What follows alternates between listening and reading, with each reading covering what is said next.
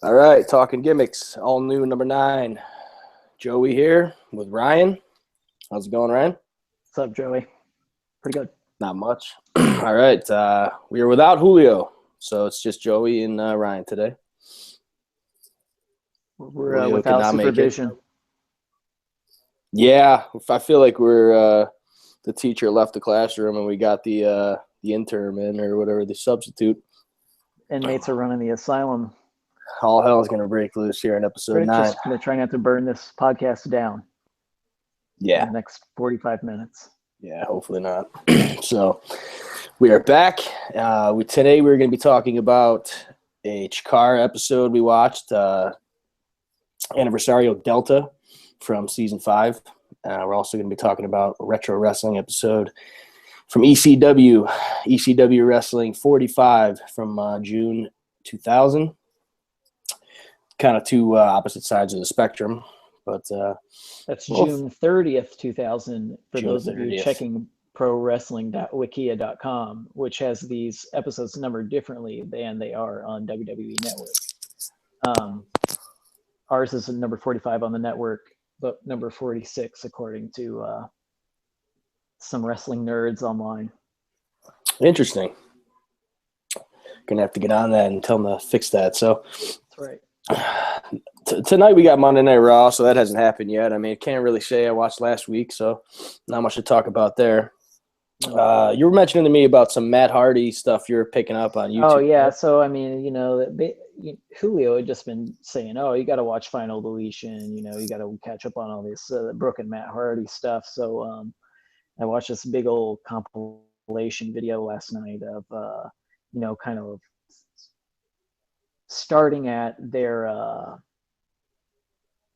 match, loser leaves town, like loser has to quit match, and Matt's recovery and journey into going insane. I wasn't aware of the Willow character that Jeff Hardy had invented as his alter ego. It's like a weird goblin character. It feels totally Chikara, which I thought was kind of cool and fun, but it seemed out of place, for TNA. I don't know how much you've seen it or heard him do the he's got special effects on the microphone and all that weirdness. I don't know, man. It was an interesting angle. I felt like it felt purely Chikara. Yeah, I've caught a little bit of that Willow character. It's kind of like a white mask, I guess, right?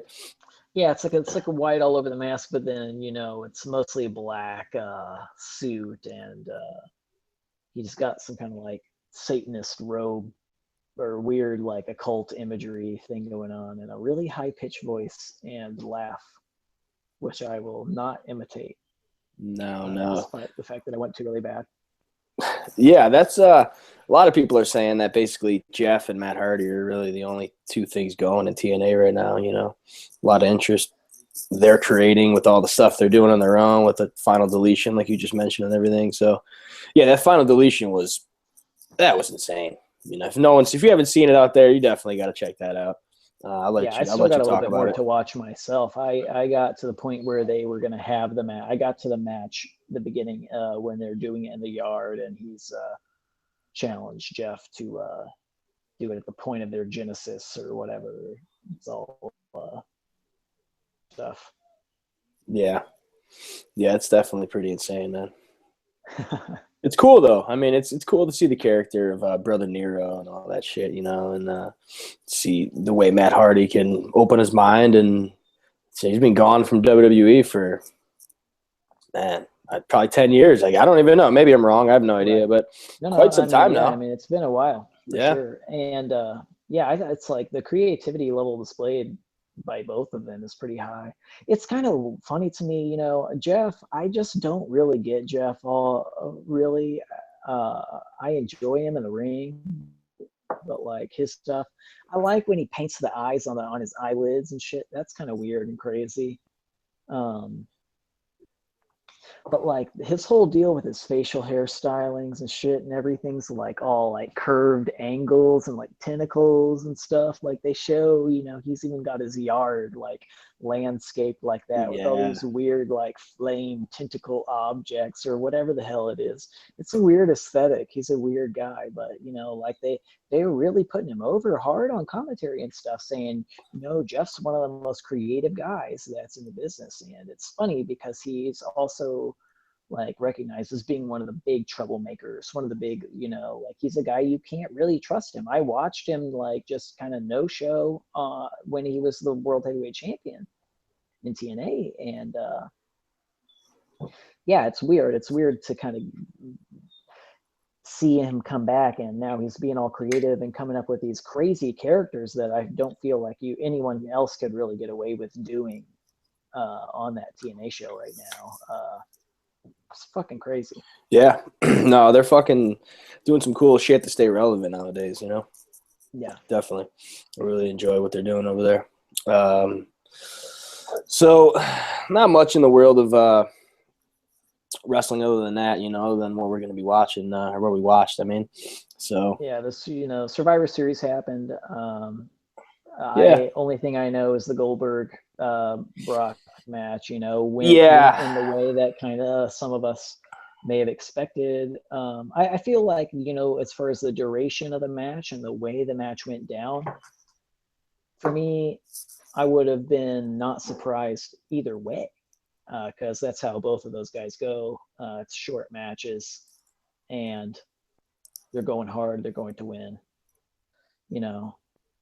I think the most interesting way that I heard it put was like the lunch tables at the elementary schools. You knew that they would be a buzz about who's the strongest wrestler in the world, or who's the real beast. Is it Goldberg or is it Brock? And just that kind of I can see how it does kind of create some effect and some controversy and movement. Maybe a decent way to use all this momentum that they've given to Brock Lesnar up until this point. Yeah, it's kind of it was really interesting to me from that perspective. I find it really interesting. I'm not gonna lie, that night I was pretty pissed, like right away at the result. Yeah, I like Goldberg. I don't mind Lesnar. But I understand. Like now that I've had like maybe a little over a week to look at it, now that I'm thinking, it was a typical Goldberg match. It was a squash match. That's what he used to do. That's what he did at WCW. So it's like it was just under 2 minutes, and basically it was Brock got offense for about 2 seconds. He kind of manhandled him into the corner for 5 seconds. After that, then it was a couple spears, jackhammer, and that was it. Brock went down real fast, under 2 minutes, like I'm saying. So yeah, I understand it. Where they go from here, who knows? People are floating their own ideas of maybe them facing each other at WrestleMania again, or who even knows. But it's interesting. It would feel like a shame, if they didn't have a rematch. Honestly, with Goldberg winning 2 of the first two, it's not even like a rubber match, So it's almost like, what's the point at it, really? So it's going to be interesting to see what they do. Yeah. I'm not saying like they buried Lesnar, but that night I felt like they did, because I'm a huge Undertaker fan. He's honestly my top 3 all time.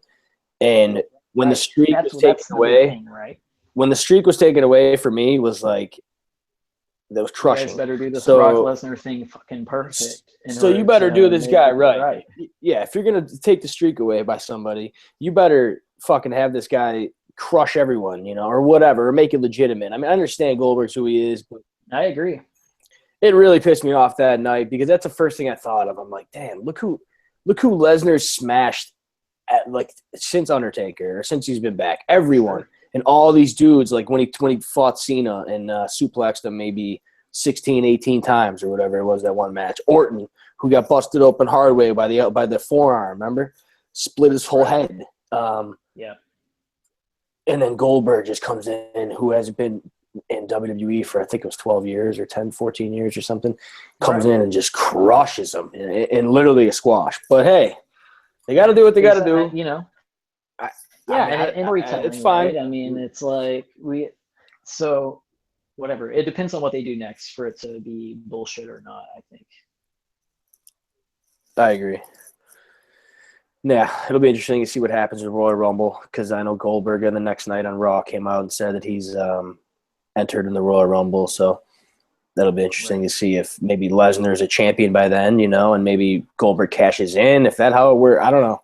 That'll be interesting. So, yeah, Goldberg is a beast, you know. I get it, but so you made Lesnar up to be a beast too, and you kind of just fucking squashed him in literally a minute and a half. But they got their logics, you know what I mean? Sure. I'm sure if it was a longer match, it wouldn't have been good, probably, and fans probably would have shit on it more. You know, odds are the longer it went, the worse it would have went for everyone. So right, absolutely. I don't think. Yeah, that's the thing. I don't think the argument can really be made that yeah, we needed a longer match for this. You know, I don't know. You know, if you're gonna make the match happen, that was a good way to deal with it. Yeah, I mean it happened. Nothing we can do about it. Goldberg's up 2-0 in that series, so it'll be interesting to see if they get a third match out of it. Okay, so just you say second in the series, like the first one being like a long time ago.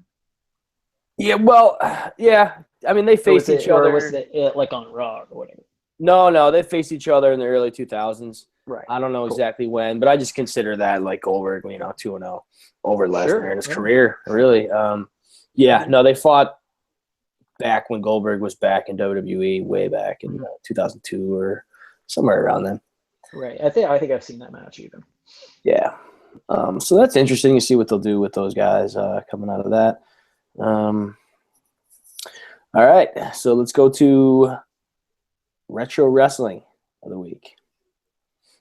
All right, so you chose, I believe, ECW Wrestling 45, June 30th. No, that's a shame of this, actually. Sorry, Julio chose. Julio chose. Oh, he didn't even fucking show up to Julio. talk about it. What an asshole. Yeah. So Julio chose this. And he couldn't even be bothered to show up to talk about his own episode.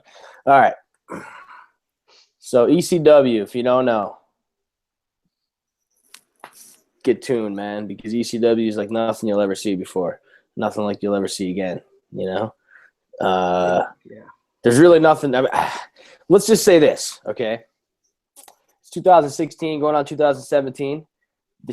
Some of the chants that they do in some of the shit that was not, I'm not saying condoned. It was just a part of fucking ECW lifestyle, dude. Like if you've been to a show, you know it. I've been to a show.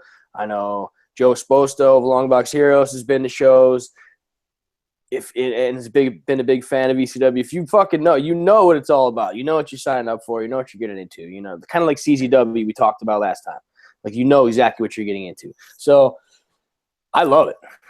I love going back and watching this shit, man, because that's me, man. I wish this shit could fly today, but it can't. You know, it ain't happening. So I think this was in Wisconsin.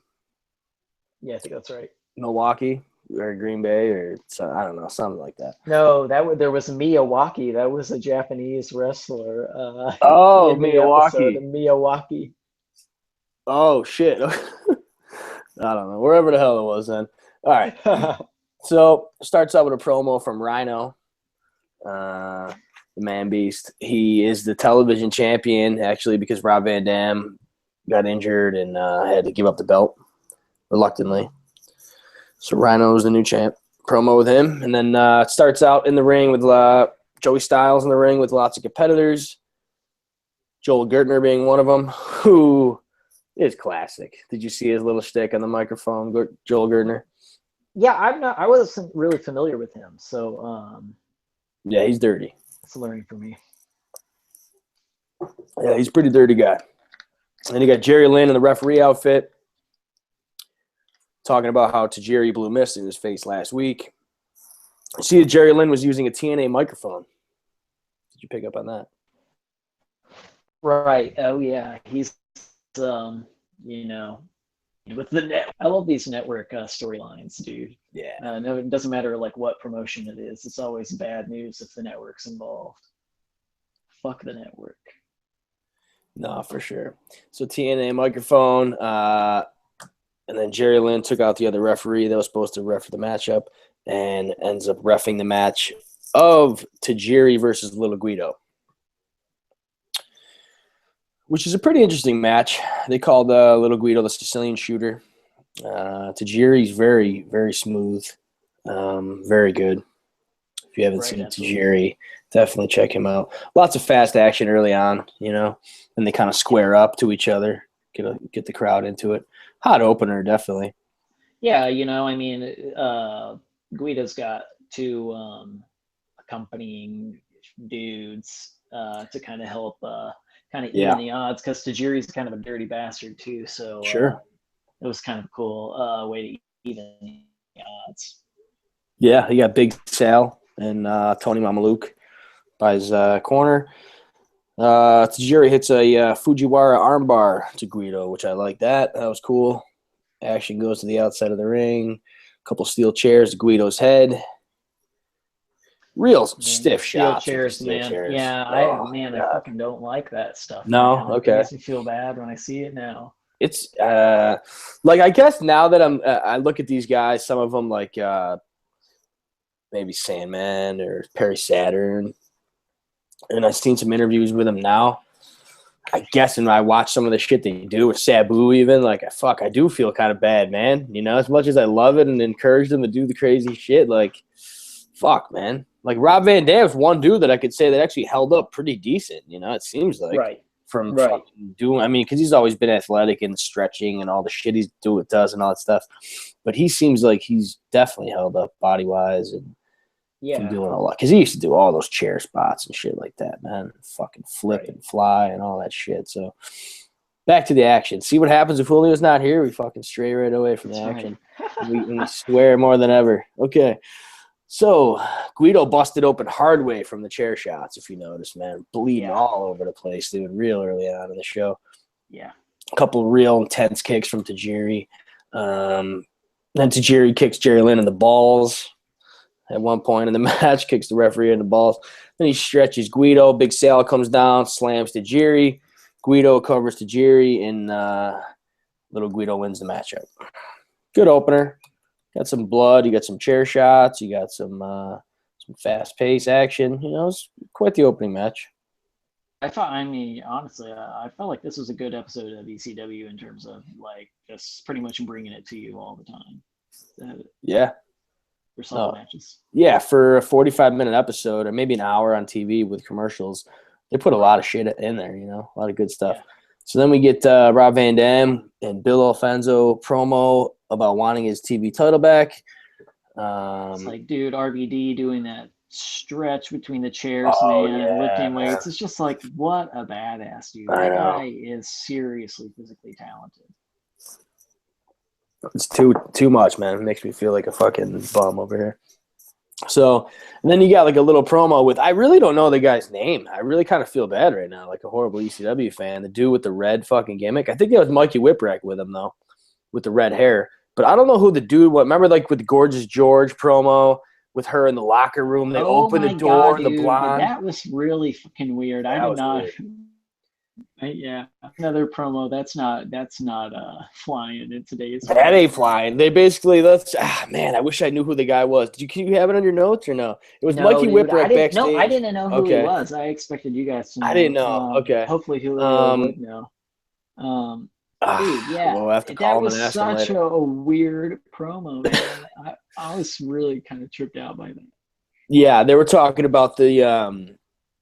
I think Whipwreck was encouraging him, open the door, open the door, open the door. And he's like, there's no one in there. There's no one in there. So he finally opens the door, and there was a hot, smoking blonde in a little dress who was known as George in ECW. Gorgeous George from WCW. So then he closed the door. Then he opens it back up a couple more times even to see her. But she's in there parading around like a fucking, there's people oh, yeah. She's just totally. Like there's an auction for her. Displaying herself. She's literally just spinning around in her little dress and the gimmick. It's pretty funny. Pretty weird. Totally ECW, though. Well, If yeah, you and then the really, dude, whatever his name is, he's like, contempt the devil himself. So yes, he did clearly say she's that. going to be Yeah, used as a tool to bring down some 100%. poor bastard with a heart Definitely. on. He's just like, we're going to trap you. We're going to trap Yep. you with that gorgeous. Yep. She looked like she was ready to be manipulated somehow, to be honest. She looked like she was ready to be persuaded by that guy in the red jacket, which I wish I knew his name, but I really don't feel like looking it up. So, all right, next we get Rob Van Dam working out, like you were saying, stretching out. Francine, the queen of Extreme, out next against Jazz, who we seen Jazz at Chikara King of Trios this past year. Indeed. She doesn't look much different for it being No, 16 years, you know? Yeah. Yeah, definitely, man. She was cool. So then Francine comes on the mic saying fans shouldn't disrespect the lady, which, you know, you're talking to the ECW fans, and that's she like ain't talking to the wall. No goddamn lady either. Francine, right. This episode's going off the rails. This episode is going insane. She says she refuses to wrestle Jazz. Out comes Jazz. Justin Incredible attacks Jazz. Here comes Tommy Dreamer. Comes down and attacks Justin Incredible. Then it kind of turns into a mixed tag match, like you were saying last week. Tag, yeah.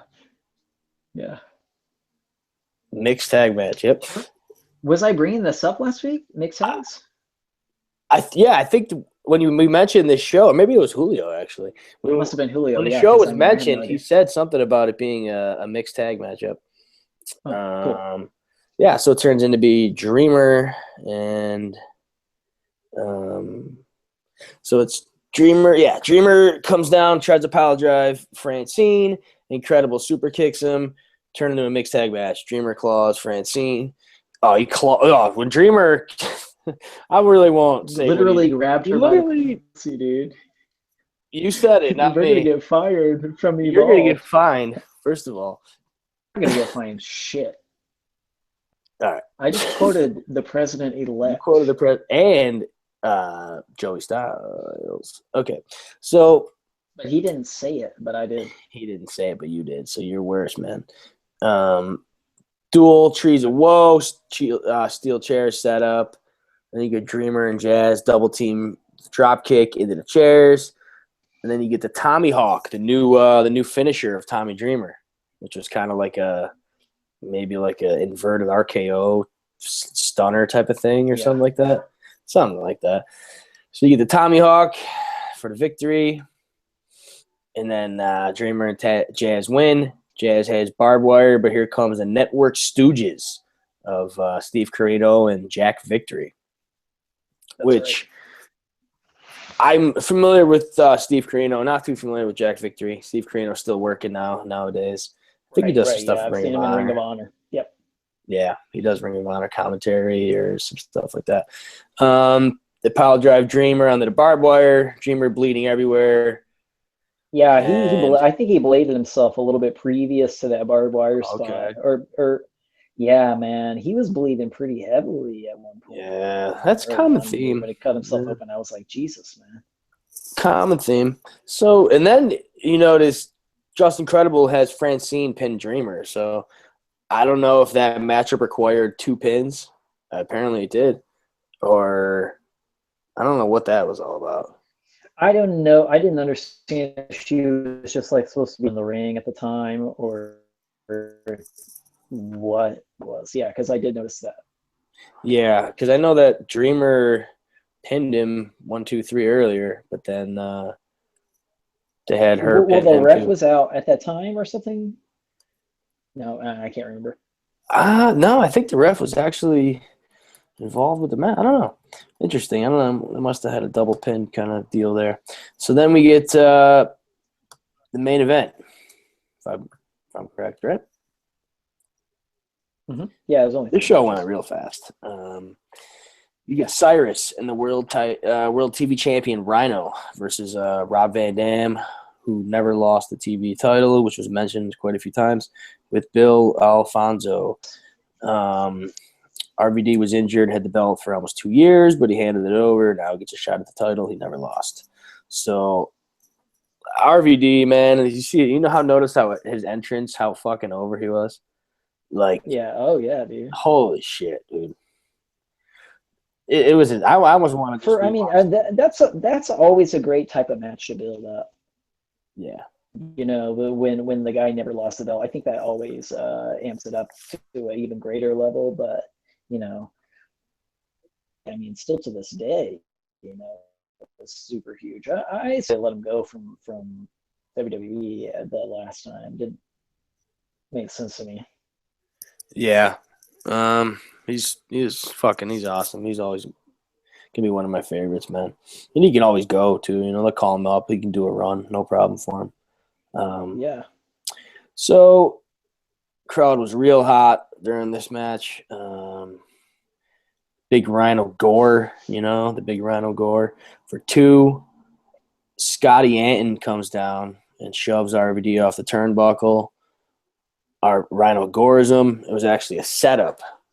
So then the RVD takes out the network. It was kind of like a schmaz type of deal, you know?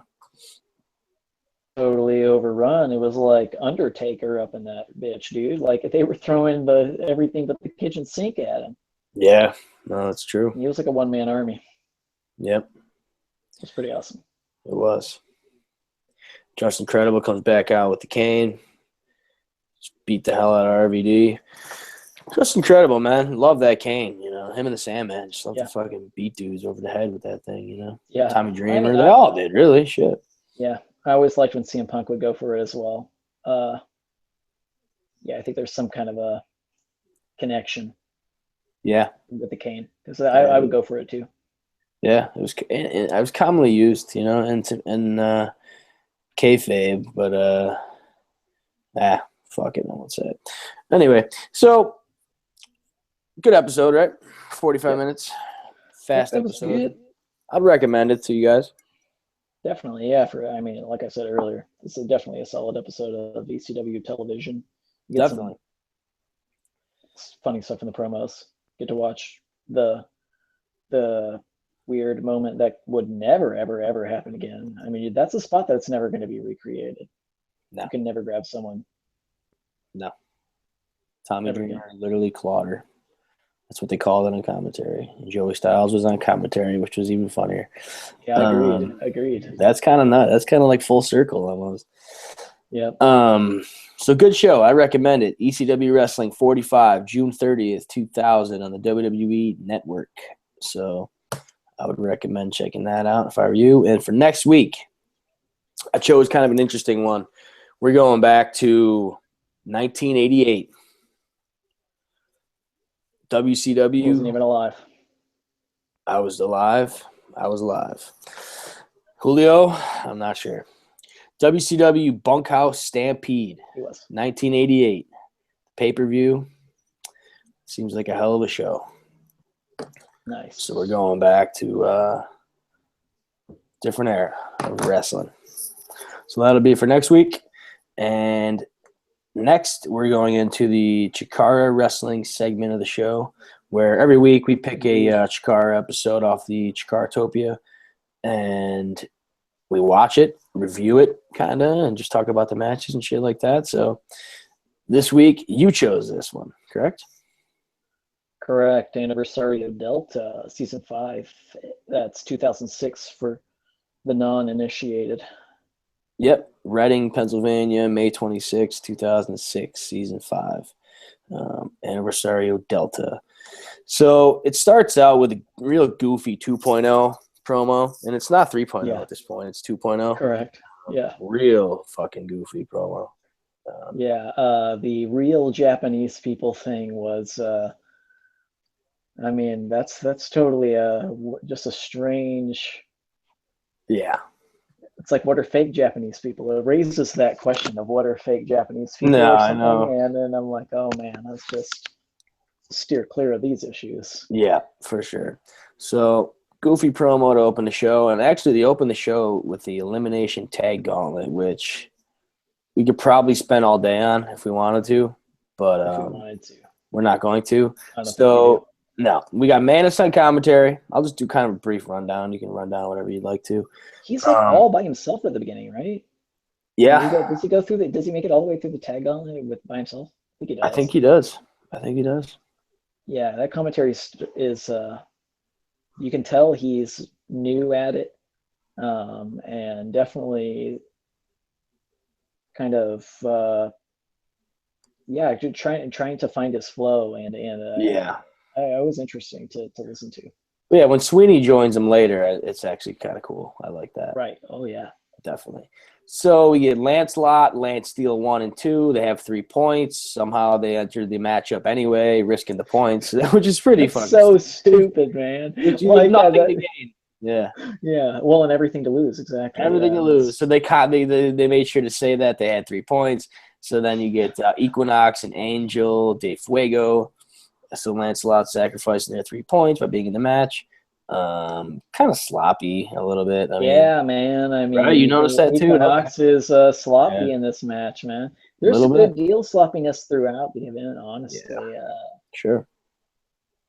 Then you get, let's say, Lancelot advance real quick. Then you get Retail Dragon, which... Yeah, fuck. My family were laughing their asses off. Oh, I believe it. They watch us in the living room. Dragon comes out. They're like, what the hell? Yeah. It's like, yeah. If you don't know, it's a legit, like, dragon costume, fucking character. Couple more botches in this match. I'm not going to lie. Yeah. Then you get Lancelot lost her 3 points, so there goes their title shot. Yeah. Then you get the Prescription Thugs. Okay, check this out. This is what I was going to say to you.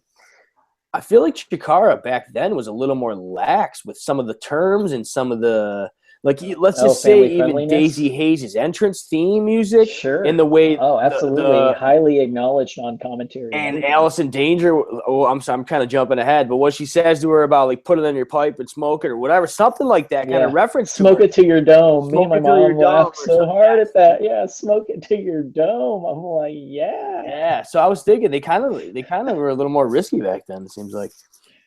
Sure thing, man. I there was no announcement at the beginning. I don't know how they edit the videos on Chikaratopia and stuff, but there's nothing at the beginning that says, "Hey, it's family friendly," blah blah blah. I mean, it's kind of I don't know. It might be family friendly for the most part, but yeah, I mean, they're not swearing really. It's just there's some references, that maybe kids might not get, but.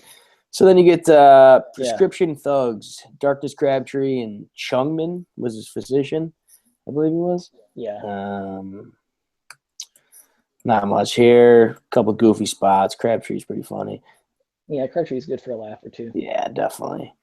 And then you get the Thugs advance. Soldier and Fire Ant come down, which are fucking 2 fan favorites here of the episode. Right. Yeah, but Green still at this point in time too. Yeah. Definitely. I mean, I think there was even definitely some sloppiness coming from them in the match, and it was almost like shocking and disturbing to see because I'm not used to that happening. I expect those guys to be like on point. No, that's true. And then you get Casanova and Shane Valentine, who I'm not familiar with, from PWE. Then they advance. Then you get the North Star Express. Is that Baron Corbin? Yeah. Baron Corbin. I fucking do that every time. That's hilarious, dude. Yeah. Because Darren Corbin. Google corrects Darren Corbin into Baron Corbin. Oh, I'm sure it does. Fucking searches for WWE. I'm like, that's bullshit. It is because Darren Corbin's been around fucking a hell of a lot fucking long. He's legit, dude. I got a couple of let's maybe not say bootleg, but like some kind of wrestling DVDs from Sidney Bacabella at one point. And there was some pretty decent Darren Corbin matches. He's good, man. He does the slow motion shit, Yeah. He's cool. You get some stuff with them. All right, the next tag team is the one that I'm really intrigued by, and I really enjoyed them. And their presence in the gauntlet alone is enough to make me want to watch the show the next night in Barnesville just to see their title shot, even though I know the result. But It's a team of Miyawaki and Yago, trained by Taka from Team Kaientai, I think they were called, right? The Kaientai Dojo. Yeah, and these guys, it's like another element of this was that they were from opposing stables Oh, from their promotion. So they were interesting. working together as a tag in this match, but yeah, they were actually from the opposing back in their home promotion. And it's kind of interesting because like you were saying how there were some botches and some sloppiness earlier. Like these two dudes, you could tell to me like they stood out above the rest. Oh yeah. 100%. Oh yeah. Oh, big time, dude. They're fucking sick, real sick. So stiff forearms. Yago stiffing the hell out of Ryan Cruz of North Star Express, and then Miyawaki with the STO stretching him into the inverted Death Valley driver to pin Cruz. So that was cool. They advance. Then you get Crossbones and Rorschach, the Orange Bros. Manis says some fucking stupid, funny shit on commentary. Yeah. It makes me pop, dude. Yeah. Yago. This is a weird matchup for me because, Yeah. like, I haven't seen a lot of Crossbones, and I get that he's supposed to be, a big War Machine badass guy, but then the idea that he was going to be trading kicks with this guy at the beginning of the No. match, it's just like, Yeah. nah, dog, I like, almost you're felt like gonna that get was a joke. destroyed. Yeah, that Yeah, was kind of cheesy. yeah. So they were exchanging kicks. That didn't work out too well for Crossbones. And then Team Do we Two. know anything about Rorschach and what his legacy is, or I mean, like, he just kind of he quit, disappeared, he's gone. No one knows if he's wrestling other places or anything. I'm honestly not the best to ask for this, man. I really don't Yeah, know. This is kind of like yeah, before I got into Chikara a little bit. So like yeah. anything that I watch from this point, I literally watch on the Chikaratopia, and like it's new to me. There's a lot of characters that literally come and go. Like fuck, there's Yeah. hundreds of characters that literally maybe just showed up a couple times and never came back, or weird Right. one-offs. Especially, it makes sense with it Yeah. being a school, like students, Oh, don't definitely. really. Yeah, you could throw anyone under your hood, man. Fucking 1 week. So then we get Team 2.0 coming out using the crutch as heels, choking Miyawaki with the crutch. Shane Matthews injured at this point on one good leg, so he didn't really do too much in this match. Right. Yago stretched out 2.0. Team Kaientai Dojo win the tag gauntlet, get the 3 points to cash in against Claudio Castagnoli and Chris Hero, Kings of Wrestling, the next night in Barnesville. So they were really impressive to me. I feel like that match would be really good. The Kings of Wrestling Yeah, versus definitely. Yago and Miyawaki. So I'm probably gonna, after we get off here tonight, I'm gonna go look up that match and watch that one. Universario Epsilon. Oh, the next night I might just watch the whole show. Yeah. Is there 3 anniversarios that year or 2? I don't know. I think there might be 3. I didn't even know there was more than one, dude, until like we were watching, and then Yeah. I looked it up, and it's like, oh, Universario Epsilon. I'm like, shit. Yeah, I think there might be So 3 even for that year. So then you get the next matchup, Daisy Hayes versus Allison Danger. Then you get the promo with Allison Danger about her injured rotator cuff that Daisy went after and injured. And she said, take that and smoke it till you're dumb, girl. smoke it to your dome. That was so awesome. That was cool. I thought this was a pretty good promo, dude. Yeah, Allison Danger was good. That was a good promo. Once Daisy Hayes' theme music hits, then you get the ganja, this, that, Sensimilia, that. Oh yeah. When Manis was saying, like, Sensimilia, what? Ganja, what? Yeah. He was saying that. Yeah. Fuck, dude, I was laughing so hard over here, man. I couldn't even Me tell you. too. I was dying, Me dude. too. So then you get Chris Hero joining Ultra Manis in commentary during this match, which is pretty interesting. Yeah. A little sass from Hayes, says Hero. I like the little references, like the little things they say on commentary, and it's true though. She was a little sassy, Dude, so here's the other thing about this Chris Hero and commentary thing is that can never happen again. I think everyone has to acknowledge that Chris Hero could never be on Chikara commentary again if Joey Styles is never allowed on because of Chris Hero's past of being he's a loose cannon, It's one of those things when he was on, it raised a specter for me of this whole thing from the last week about getting rid of Joey Styles and about how we have to be super protective, super inclusive to the point of just not like self censorship, the roster. So yeah, man, I thought it was really interesting to kind of go back and think about that because yeah, that's something that Hero's always been kind of plagued by that stuff. Yeah, honestly, I don't think you'll ever see Chris Hero and Chikara ever again. Right. I know that Exactly. there's Like, not that there was even necessarily a chance of that happening no, I before know. this Joey Styles thing, but yeah.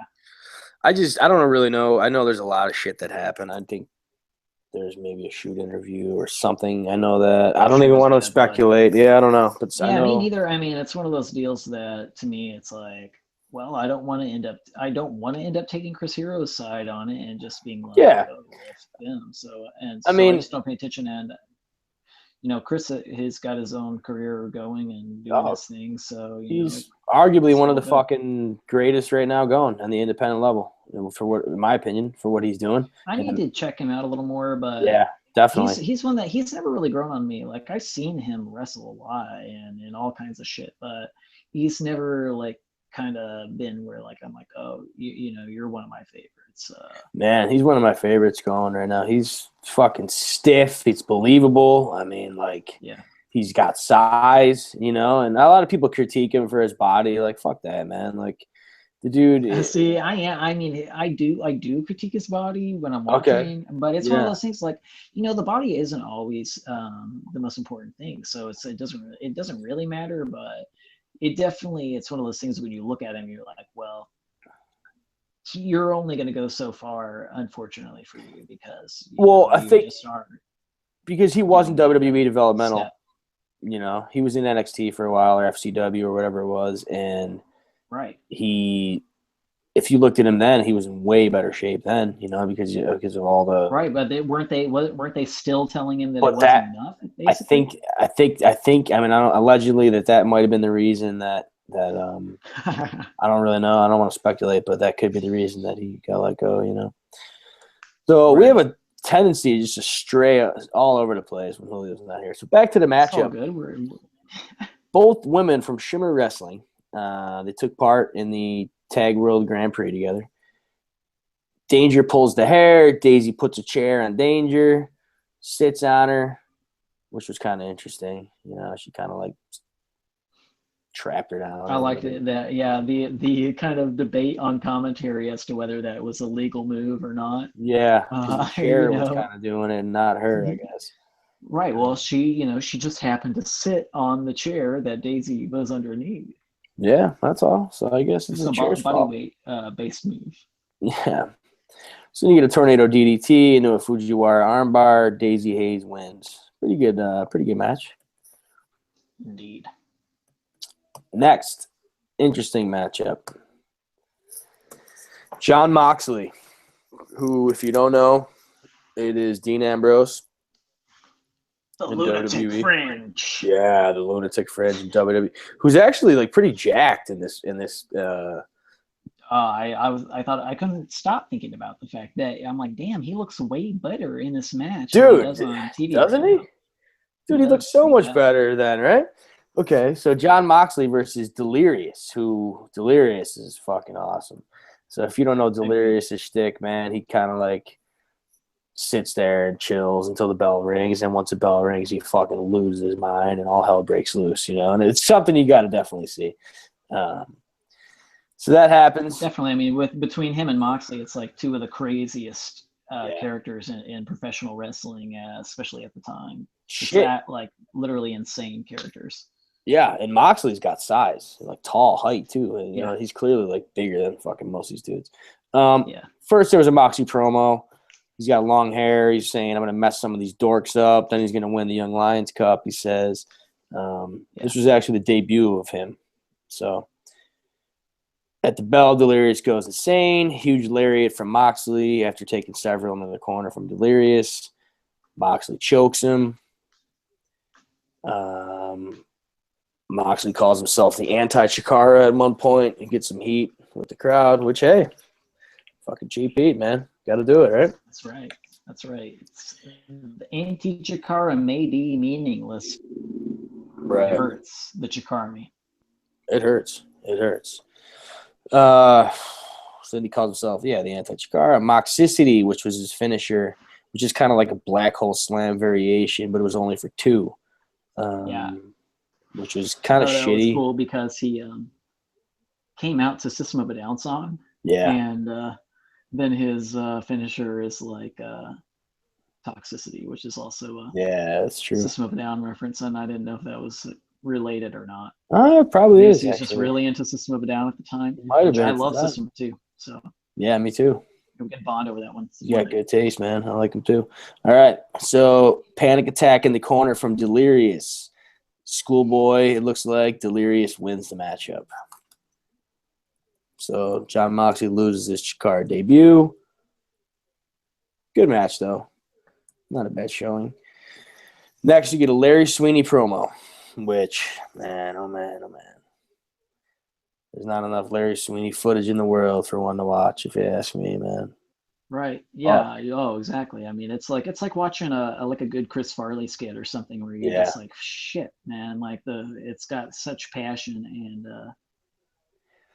just really amazing delivery, and you can tell he believes what he says. Oh man, I just found a flyer around my place from a show I went to in the early 2000s in Rochester where he participated in a match with a couple of local guys, Colin Delaney being one of them, and Cheech and Luke Harper, actually, of WWE now. He used to be known as Brody Lee, but it was like a cage. It was like a War Games, and Sweeney was fucking bleeding all over the place, man. I remember this match. And I remember I met him after the show. He was a fucking real nice guy.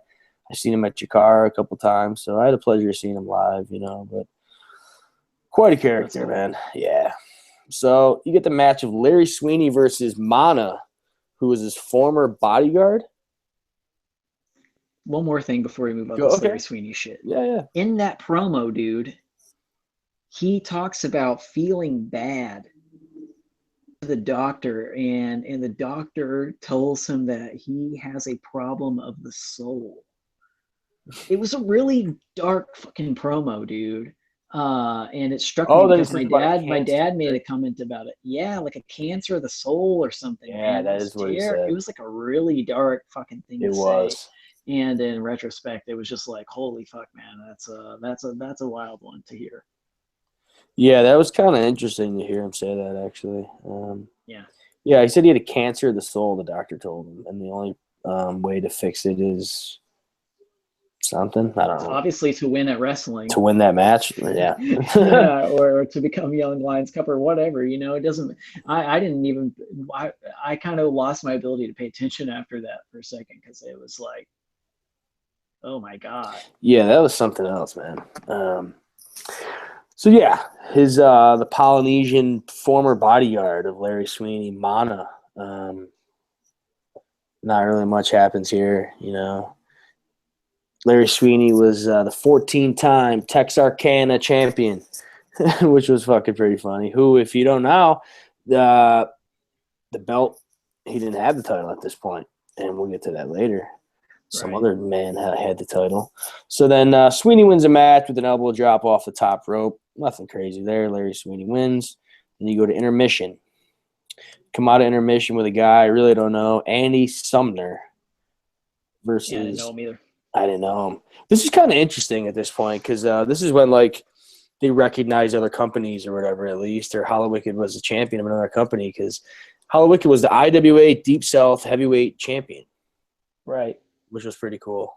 Yeah, I mean, it seems like there was definitely some kind of an IWA connection between Chikara. So, I mean, with Sweeney and Wicked. Yeah, definitely. So Sumner's kind of like an MMA style character, I guess. You can kind of sum him up, I would say. Like a grappler, kind of shooter style.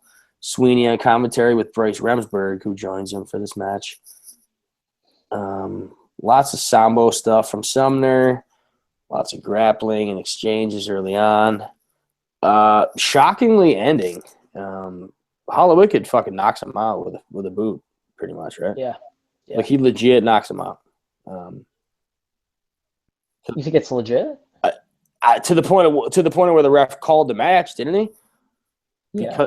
So I'm not saying it was it was kind of sudden. I mean, it was just in the middle of the match. Next thing you know, it was a boot. Boom, the dude didn't get up. I mean, I have to watch it again because I just totally assumed it was a workout, and I just was like, okay. I think it was the type of thing where he literally got hit so fucking hard that he couldn't even compete anymore. But I could be wrong. Could be work. That's one of those interesting things about the fact that it happened with a masked wrestler. That was on the other side of it, because you can't watch his face for any kind of reaction or anything. True. It's not going to be like, oh shit. Yeah. No, that is true. Next matchup. Interesting matchup. Hard hitting. Two guys similar sizes, kind of. Eric Cannon versus Eddie Kingston. So it starts out with an Eddie Kingston promo talking about how Cannon came back into Chikara asking for help. You need to earn it, says Kingston. I don't trust you, son, just like I don't trust Chris Hero. The loser cannot be in the Young Lions Cup tournament was a stipulation of this match. Right. It's basically, which is just a weird inverse way of calling it, of saying that it's a qualifying match for the Young Lions Cup. That's true. What the fuck? What? I love the way that wrestling culture does that. Like pro wrestling always does that kind of stuff. Every move is done to the arm of someone instead of to someone's arm and stuff. It's always kind of like, you got to say it the longest way possible. Yeah, absolutely. So you get a couple clean breaks early on, slow pace, kind of slow matchup, a slow build but hard hitting, lots of slaps. Both guys do a little cheating. The brain buster on the floor. Fuck, that was brutal. Indeed. That was brutal. Questionable counting, I think, took place too in this matchup from the ref. It was like Sabato. Yeah, he almost like restarted the count. Maybe shouldn't. I don't know what happened. Some kind of yes, he got out of the ring for like no reason, and that was a weird one. Yeah, and Cannon ends up winning somehow with the weird kind of count out type of deal. The replays I found interesting, which come up next. The show kind of replays and highlights of the matchup, which was really interesting for this. Yeah, I imagine that was on the DVD if you bought the DVD, probably. Right. So the next match is the main event. The show kind of flew by with the tag on with being first, because it took up quite some time. It's like once you get through this match, you realize that they were definitely giving themselves a big time slot.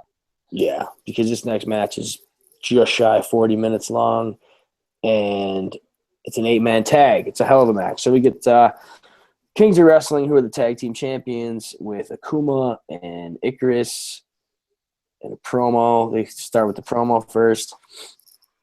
And they face Milano Collection AT, Jigsaw, Shane Storm, and Lightning Mike Quackenbush, who you texted me earlier in the week, I think, and said that you can watch Quack wrestle pretty much all the time, right?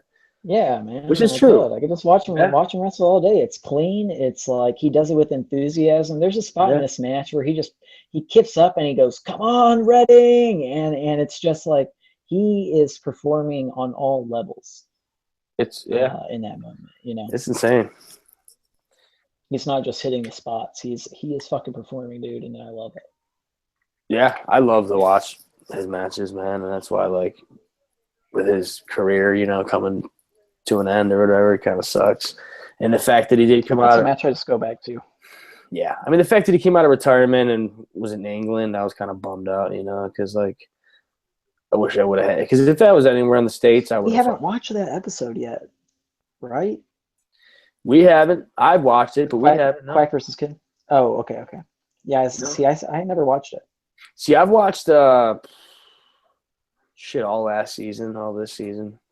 Pretty caught up, but see Julio. Where's Julio? We got to get us back in line. All right, 8-man tag. Lots of fast action early on. Quack is amazing, like we were talking about. Quack and Claudio Castagnoli, now known as Cesaro, have some really good exchanges. Jigsaw and Icarus with a lot of heat back and forth. Yeah, tons of fucking heat, which ends up going throughout the whole match, even post-match, even. Chris Hero in this matchup. Real awesome. I'm a big fan of Chris Hero. Interesting to see Claudio Castagnoli with long hair.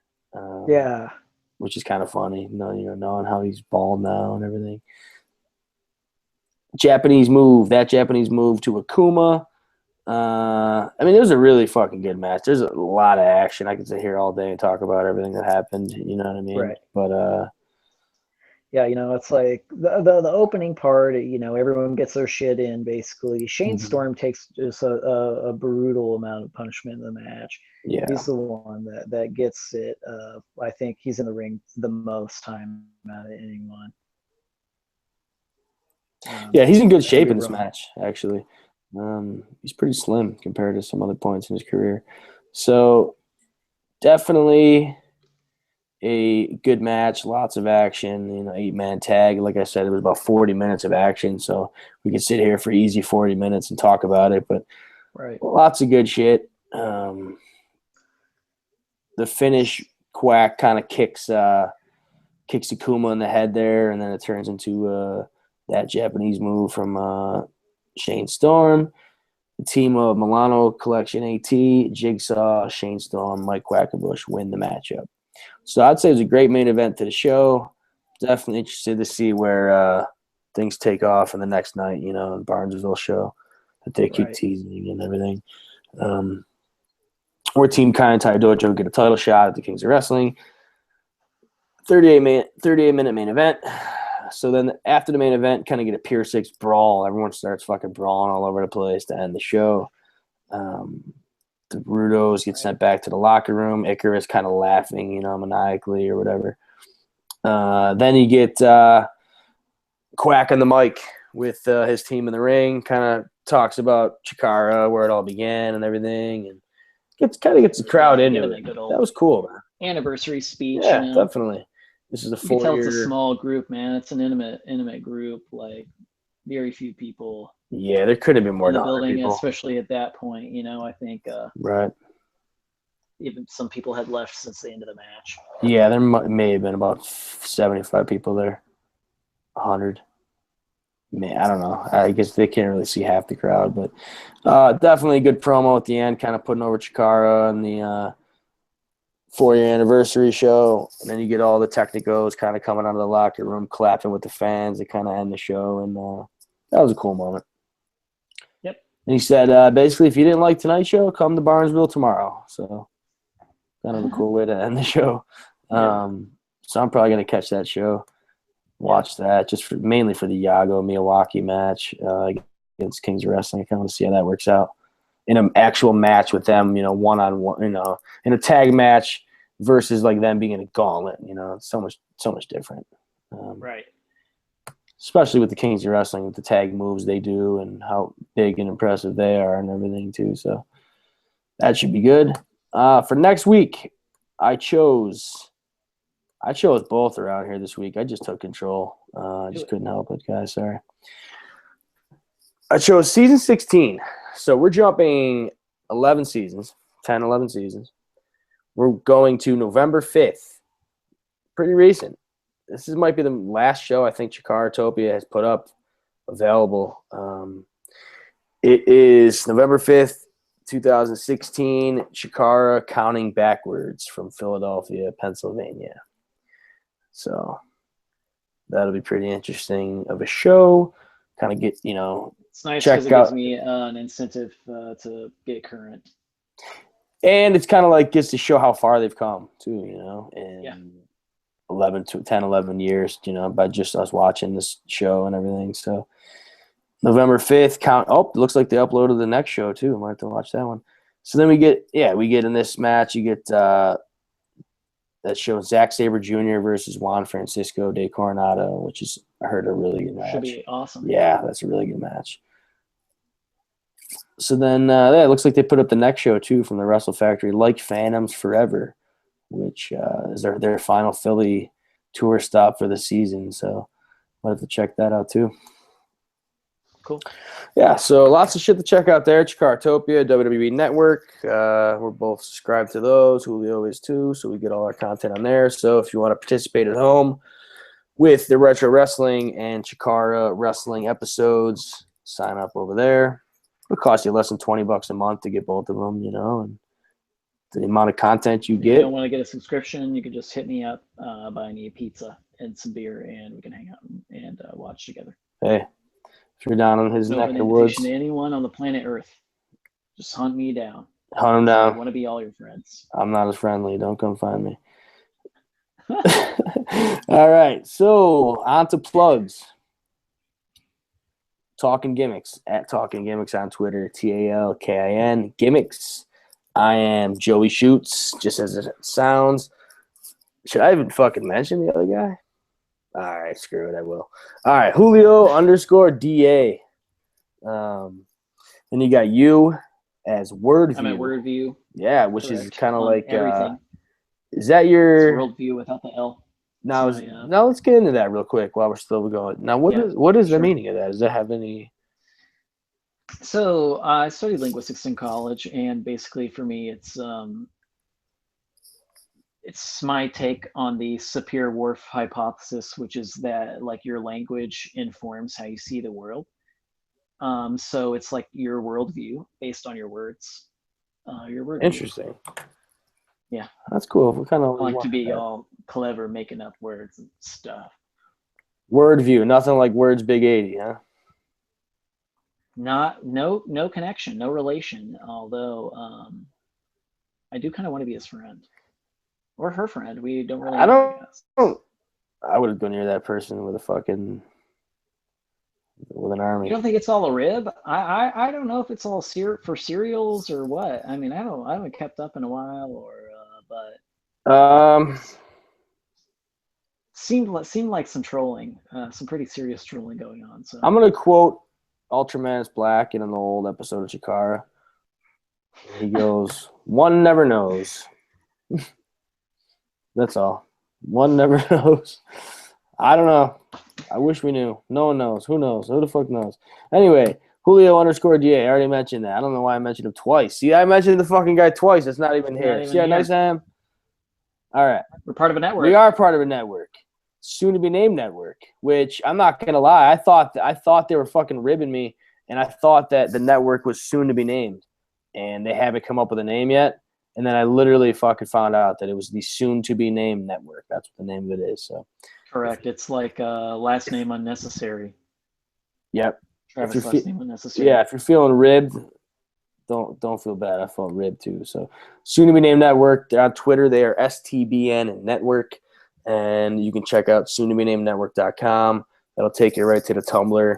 And anytime a new show is uploaded, it'll go right there for you to view or listen to. You got Advocacy, you got Longbox Heroes, which come out every Wednesday and Friday with a little After Dark gimmick, little extra episode. Puzzle Warriors. You got lots of good shit on that network. Check everything out over there on their website there, soon to be named network.com. And looks like we're just in time for Monday Night Raw if you want to catch that. That's right. And any last parting words, Ryan? Nope. Just be good to each other. All right. He said it, not me.